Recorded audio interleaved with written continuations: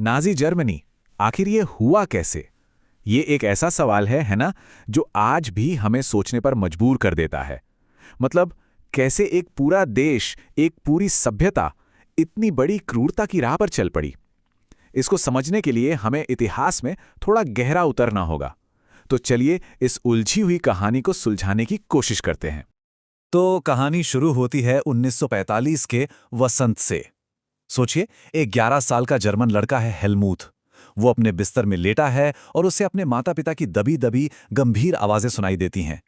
उसके पिता, जो शहर के एक जाने माने डॉक्टर थे, अपनी पत्नी से कह रहे थे, अब मित्र राष्ट्र हमारे साथ ठीक वही करेंगे जो हमने अपाहिजों और यहूदियों के साथ किया था। कोई पिता, भला कोई पिता खुद को क्यों मारेगा और अपने ही परिवार के लिए इतना डरा हुआ क्यों होगा? यही सवाल इस पूरे विश्लेषण के दिल में है।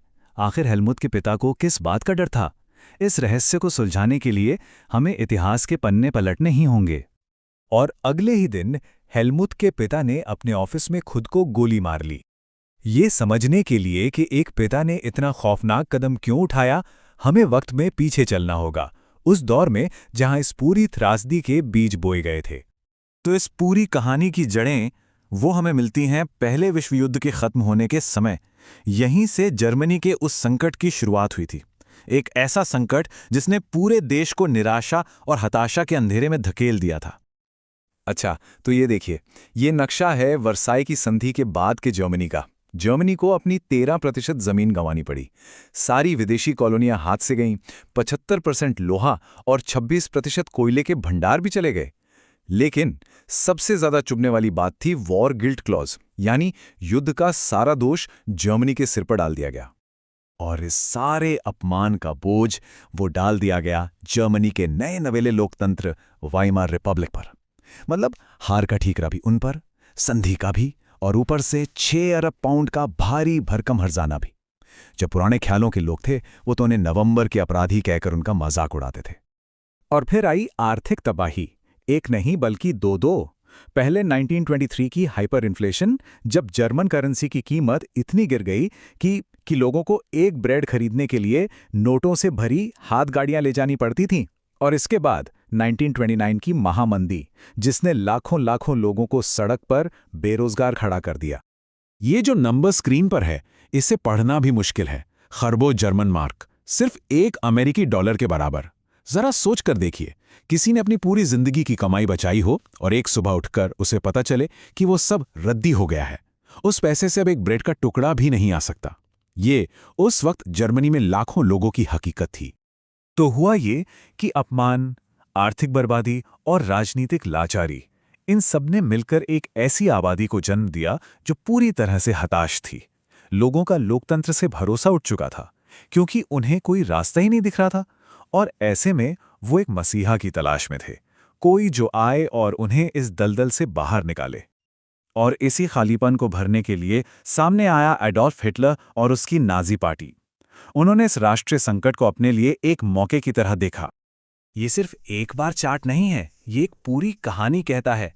ये कहानी है कि कैसे एक छोटा सा गुमनाम सा ग्रुप सिर्फ 4 साल के अंदर देश की सबसे बड़ी राजनीतिक ताकत बन गया।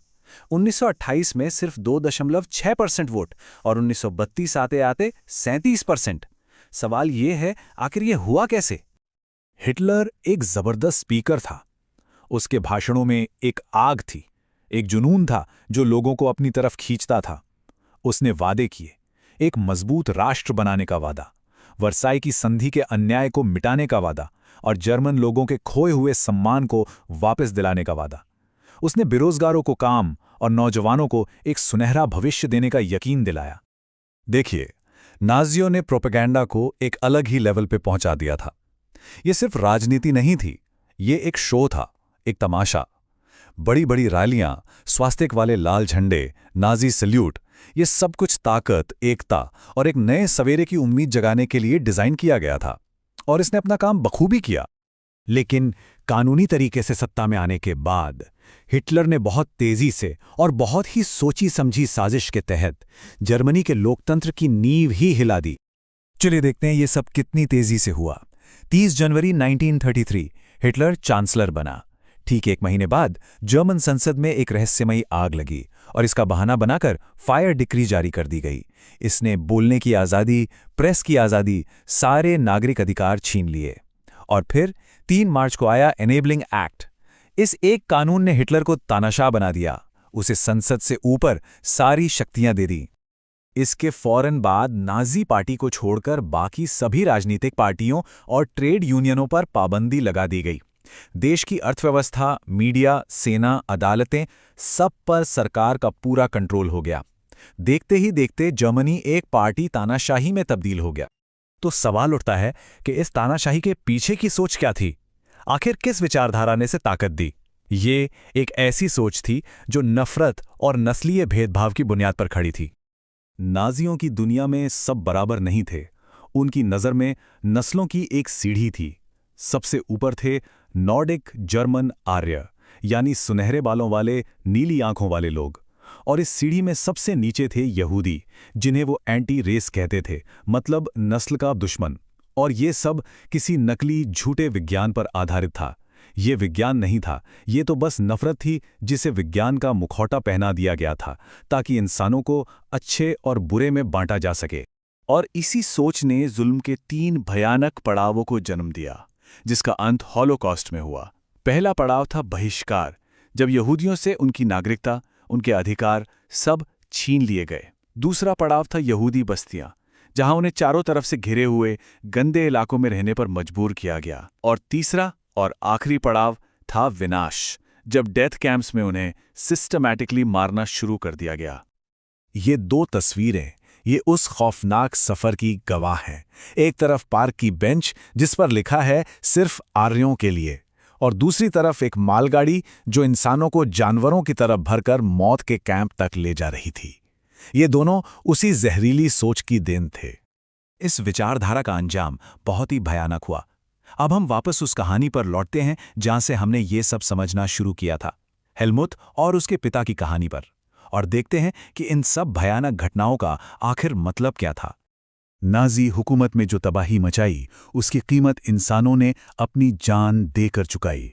इस नरसंहार में 60 लाख यहूदी, 2 लाख जिप्सी, 10 लाख पोलैंड के आम नागरिक, 70,000 वैसे जर्मन नागरिक जिन्हें मानसिक या शारीरिक रूप से अक्षम माना गया, और न जाने कितने ही राजनीतिक विरोधी मार दिए गए।